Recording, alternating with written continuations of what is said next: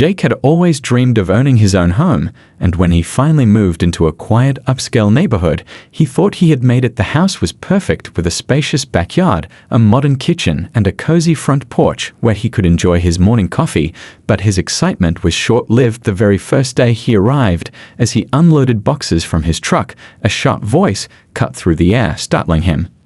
"Excuse me, you can't park," there snapped a woman marching across the lawn. She was in her mid-50s with an immaculately styled blonde bob and a clipboard clutched tightly to her chest, her lips curled into a thin, disapproving smile.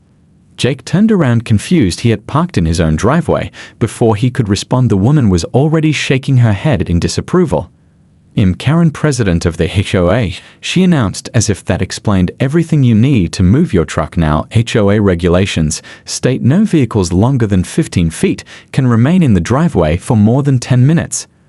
Jake raised an eyebrow. Seriously, he had just arrived and already someone was on his case. Still wanting to avoid trouble, he smiled politely and assured her he would be quick, but as he turned back to his boxes, he could feel her eyes drilling into his back. The next morning, Jake woke up feeling optimistic. Despite the tense introduction, he was determined to make the best of his new home. But when he stepped outside to grab his morning paper, his heart sank. Taped to his front door was a bright yellow violation notice. Confused, he peeled it off and read it. According to the notice, his front door color was non-compliant with HOA guidelines. Apparently, it needed to be an approved shade of beige or gray. Jake shook his head in disbelief. The door was the same color it had been when he moved in, and if it was such a big deal, why hadn't anyone told the previous owner? Shrugging it off as a misunderstanding, he decided to let it go, but the notices kept coming every day. A new complaint arrived. Your grass is half an inch too tall. Your garbage cans were left out 20 minutes past collection time. Your mailbox is the wrong shade of white. It was like Karen had made it her mission to make his life miserable. At first, Jake tried to comply. He trimmed his lawn to perfection. He dragged his garbage cans, and the second the truck drove away, he even painted his mailbox the approved color. But nothing was good enough. No matter how hard he tried, Karen always found a reason to send another notice. One afternoon, Jake returned home to find Karen standing on his porch, clipboard in hand, her eyes gleaming with smug satisfaction. "Jake, we need to talk," she said in a tone that made it clear he didn't have a choice. She launched into a speech about community standards and maintaining property values and how his refusal to follow the rules was disruptive. Jake tried to explain that he was doing everything by the book, but she cut him off with a wave of her hand. "Enough excuses. If you can't follow the rules, maybe this is the neighborhood for you," she sneered, and with that she spun on her heel and marched away, leaving Jake standing there, fists clenched as a storm of frustration brewed inside him. Something about this woman didn't sit right, and he was determined to find out exactly why she was so eager to push him out. The next week, things got worse. Every day, Jake woke up to a new violation notice taped to his door, as if Karen had nothing better to do than patrol his property looking for the tiniest infractions. It started small complaints about his grass being a fraction too tall or his recycling bin being an inch too far from the curb, but soon it became ridiculous. One morning, he found a notice claiming his porch light was too bright and disturbing the ambience of the neighborhood. Another day, she accused him of having an unauthorized garden gnome, as if a tiny ceramic figure was a threat to community standards. Jake tried to stay calm. He wanted to be a good neighbor and avoid trouble, but Karen was making that impossible. No matter how much he complied, it was never enough, and it was starting to feel personal when he spoke to other neighbors. They were polite but distant, and the moment he mentioned Karen, they quickly changed the subject, as if they were too afraid to speak out against her. One older man named Mr. Dawson, who lived across the street, simply shook his head and muttered, "Good luck, kid," before retreating back into his house. One evening, after receiving his 7th notice in 2 weeks, Jake decided enough was enough. He grabbed a folder and began documenting everything. He photographed his lawn, his mailbox, even the position of his garbage cans. He wanted proof that he was following every rule to the letter. If Karen wanted a fight, he was going to be ready. Things escalated when Jake received a letter marked urgent from the HOA. Inside was a formal warning stating that if he did not correct his violations immediately, the board would begin the process to evict him. Jake felt his blood boil. This wasn't just about fines anymore. Karen was trying to force him out of his own home, and he wasn't about to let her win.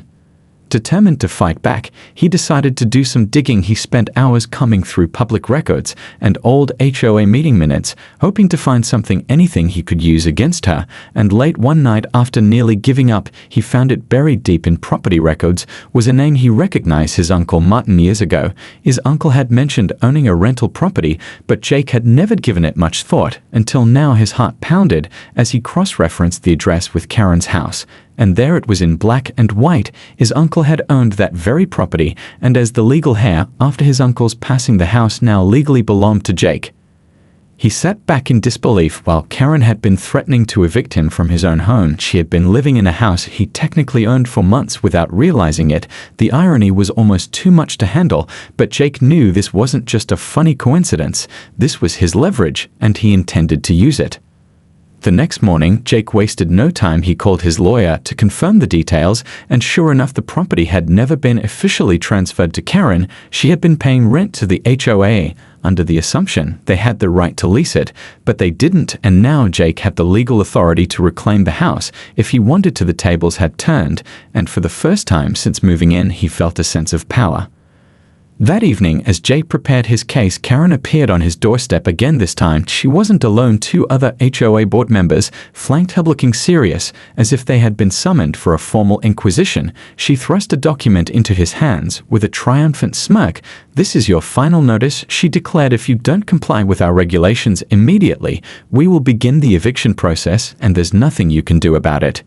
Jake didn't flinch. Instead, he smiled calmly and said, "Actually, Karen, I think there's a lot I can do about it." He held up his own folder thick with evidence and the legal documents proving ownership. For the first time, Karen's confident mask slipped. Her eyes narrowed, but there was a flicker of uncertainty behind them, as if she sensed her grip on the neighborhood was about to shatter. Jake wasn't just going to fight back, he was going to take everything from her, starting with the house she called her own. Jake stood there holding the folder, his fingers gripping the edges as Karen and the other 2 HOA members stared at him in disbelief. Karen was the first to speak, her voice shaky but trying to maintain her usual air of authority. "What are you talking about?" she demanded. "You have no right to this property." Jake smiled coolly and stepped aside to reveal the legal documents spread across his dining table in plain sight.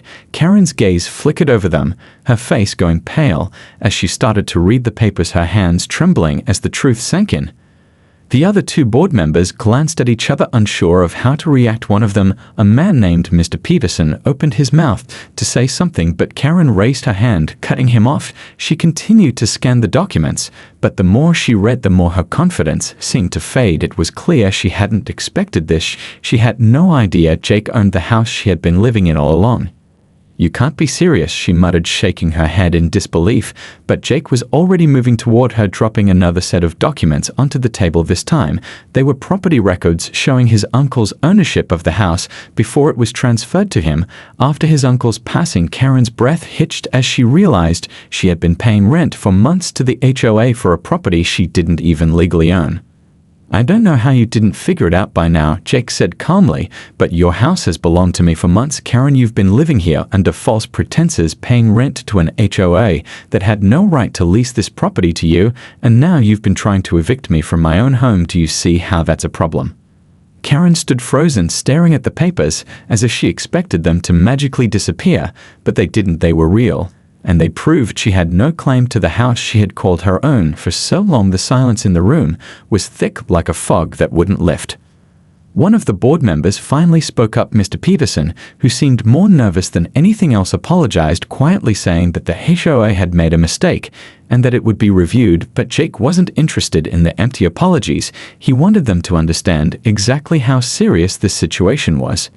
"You should have reviewed the records more carefully before letting her run roughshod over the neighborhood," Jake said, his voice low but full of authority. "You've allowed her to bully everyone into compliance for years, while she herself had no right to be here, and now you're going to fix it." Karen's face was red now, her usual bravado gone. She tried to speak, but no words came out. Instead, she stood there sputtering, trying to form a defense that wasn't there. In the end, she could do nothing but stare at Jake with hatred in her eyes. He knew she was already planning her next move, but he was ready for her. She made a final attempt to regain control of the situation, standing up straighter and folding her arms across her chest. "This isn't over," she hissed, but Jake wasn't intimidated. He was done playing nice. "You're right, Karen, it's not over, but it's no longer your game to control," he replied calmly. "I'll be taking full ownership of the situation from here on out."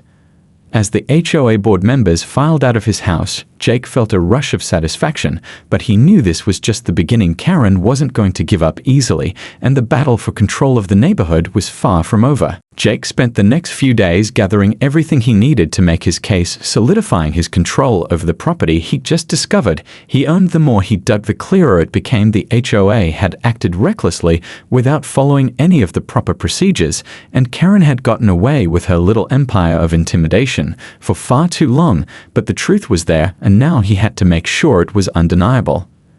Late one night, Jake found something even more damning buried in old HOA records. It wasn't just the ownership of the property that mattered. There were financial records showing that the HOA had been collecting rent for years under false pretenses, as if they were a legitimate landlord, and that rent was funneled directly into the HOA's accounts. Jake knew this was going to change everything. The HOA wasn't just mismanaging the neighborhood, they were committing fraud. He immediately contacted his lawyer to go over the findings together. They mapped out a strategy. Jake could already imagine the look on Karen's face when she realized she wasn't just dealing with an angry homeowner, she was facing criminal charges, and everything she had built her power on was about to crumble. A few days later, Jake made his move. He wasn't going to wait for another confrontation to blow up in his face this time. He was prepared. He sent a formal letter to the HOA board and to Karen herself, demanding an immediate review of all the HOA's financial records and a complete audit of their dealings. The letter was clear, concise, and to the point, but it also contained a warning. If they didn't comply with his request, he would go public with the fraud charges and take legal action. Karen was livid when she received the letter. She immediately stormed over to Jake's house, demanding to speak with him face to face. She knocked on the door with the kind of fury Jake had come to expect from her, but this time he didn't hesitate to open it. Instead of backing down, he stood tall and let her in. "You think you can intimidate me into submission again?" Karen, Jake said coolly, "but there's a lot more on the line now." She sneered at him, but the edge in her voice wavered as she tried to regain control of the situation. "So what do you think you'll accomplish by exposing us? You're just a newcomer to this neighborhood. You think anyone will side with you against me?" Jake didn't flinch. "You're not understanding this, Karen," he said in a calm voice. "I'm not just fighting you anymore. This is about exposing the fraud and corruption that's been going on for years. I'm going to make sure the neighborhood knows what you've been doing." She scoffed at him and waved a hand dismissively. "You're bluffing. You can't prove any of this," she said. But Jake wasn't bluffing. He had all the evidence he needed, and more than that, he had the law on his side. "I don't need to bluff, Karen," he said softly, "because I'm not the one with something to hide." Karen's face turned an unhealthy shade of red as the realization set in. She knew she had no way out, no way to stop what was coming, but she wasn't ready to give up just yet. She threw one last desperate attempt at saving face. She would fight this in court. She would claim the records were falsified, that Jake was overstepping his boundaries, but Jake wasn't worried. He'd seen enough to know that she couldn't win. With a smug smile, Jake opened the door and gestured for her to leave. "It's over, Karen," he said. "The board is going to be held accountable for every cent and every violation you've made. And as for you, well, I'll let the legal system deal with you from here."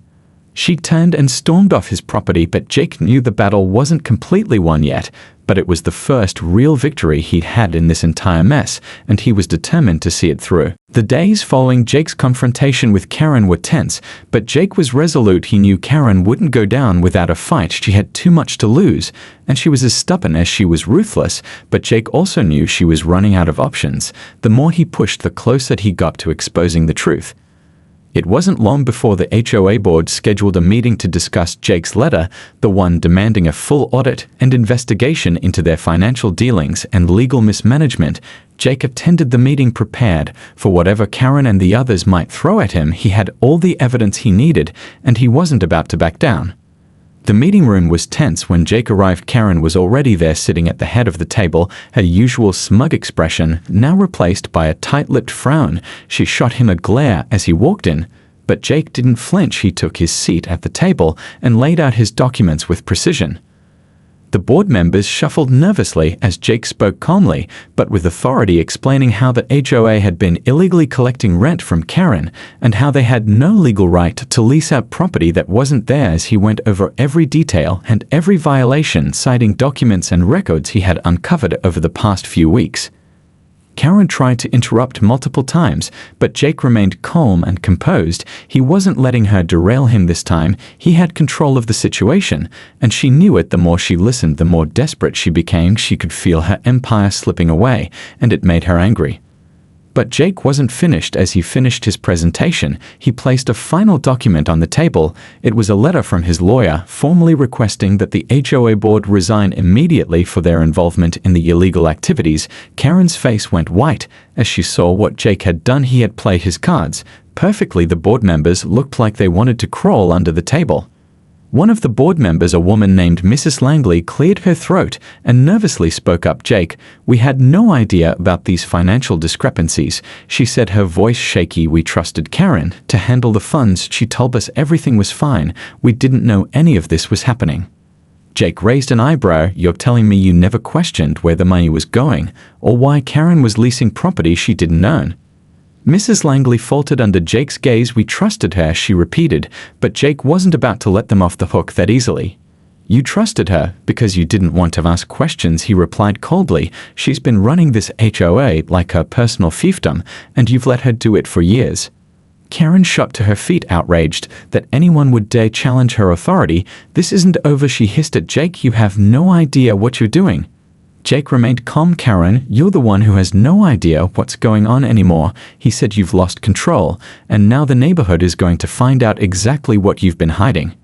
He turned to the board members, who were now visibly shaken by the turn of events. "It's time to clean up your mess," Jake said. "You're going to do the right thing and step down, or I will make sure everyone knows what you've been involved in." The room was silent for a long moment, and then one by one the board members lowered their heads in defeat. Karen was alone now, standing in the middle of the room, seething with rage as the realization set in she had lost everything. Jake had won this battle, but he knew the war wasn't over. Karen wasn't going to let him walk away so easily, but for now he had what he needed. He had exposed her lies and secured his place in the neighborhood once and for all. After the meeting, the tension in the neighborhood was palpable. Jake could feel it in the air. As he walked down the street, people were starting to talk. Word was spreading about what had happened at the HOA meeting, and Karen's grip on the neighborhood was beginning to loosen. Jake could see it in the faces of the neighbors who had once avoided him. Now they greeted him with small notes of acknowledgement. They were starting to see him as a symbol of resistance against the tyranny they'd been living under. But Karen wasn't done yet. She wasn't the type to give up without a fight. Jake knew that well. She retreated back into her home after the meeting, but Jake could feel her plotting behind closed doors. He couldn't afford to relax, not yet. A few days later, Karen made her move. She filed a counterclaim against Jake in an attempt to block his ownership of the house she had been living in. She accused him of harassment and claimed he was trying to illegally take her property. Jake wasn't surprised by the move, but it meant he had to gear up for another round of legal battles. This time, he wasn't just fighting for his property, he was fighting for justice and for the reputation of the neighborhood that had been tarnished by Karen's actions. Jake's lawyer was quick to respond. They countered Karen's claims with an airtight defense, showing that Jake had legal ownership of the house and that her actions had been fraudulent from the start. Karen's case was flimsy at best, and everyone knew it, but she was relentless, and Jake couldn't let his guard down. In the meantime, Karen's reputation continued to crumble. The neighbors who had once feared her started to speak out against her, and the HOA's involvement in her schemes. The support for Jake grew as more people realized the full extent of what had been happening under Karen's reign of terror.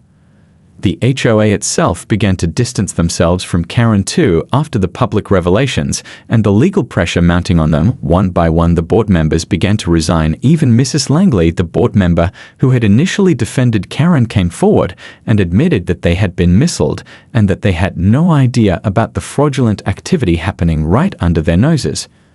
Jake watched from the sidelines as Karen's empire fell apart. It was satisfying, but he knew this wasn't just about revenge. It was about restoring the neighborhood to what it had once been, a place where people could live peacefully without fear of being bullied or manipulated by someone in a position of power.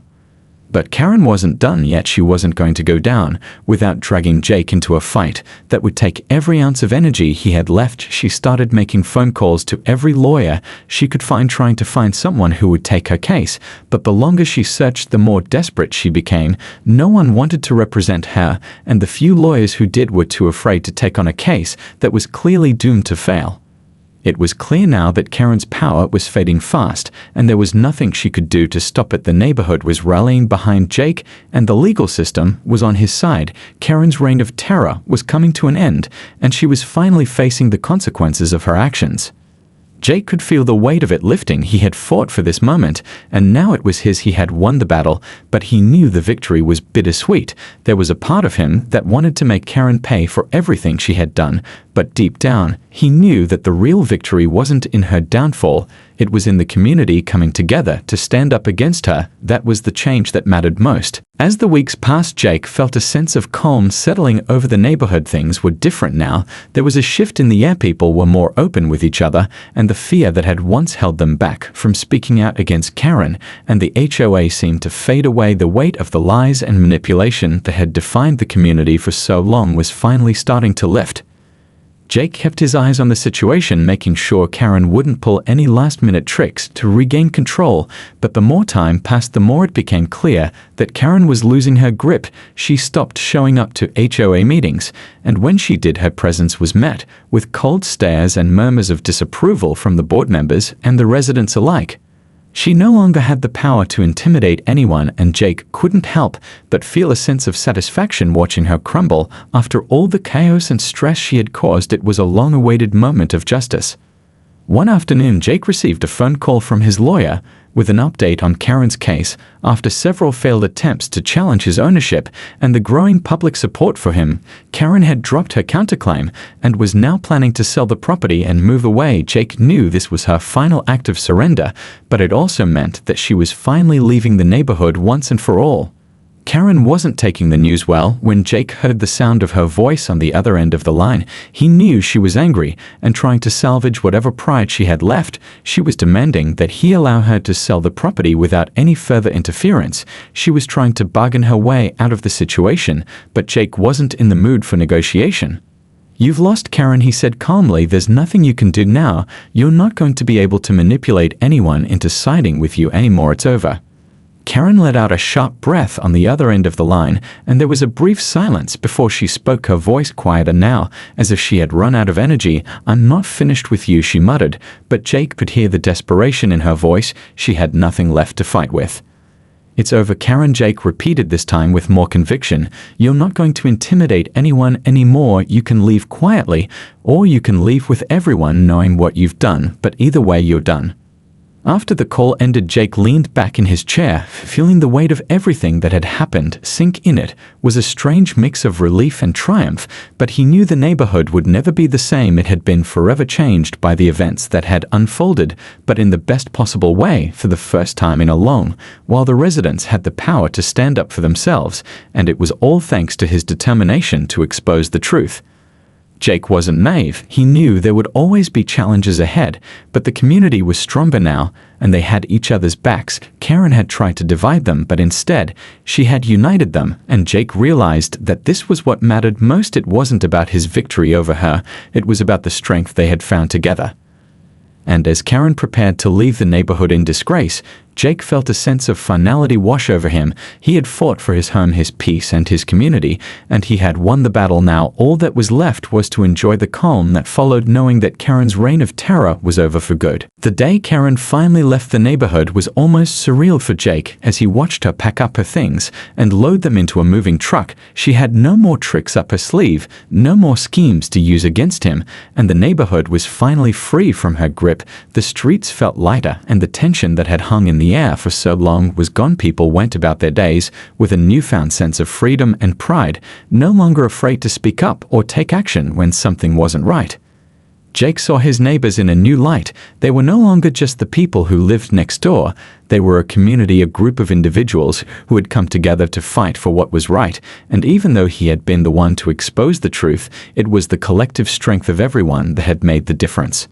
As Karen's moving truck pulled away, Jake stood on his front porch watching her go, and for a moment he couldn't help but feel a sense of satisfaction. The battle had been long and hard, but it had been worth it. The neighborhood was no longer under her control. It had been taken back by the people who truly cared about it.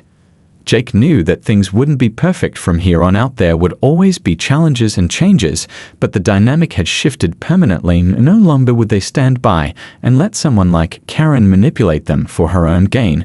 No longer would they allow corruption and dishonesty to run unchecked.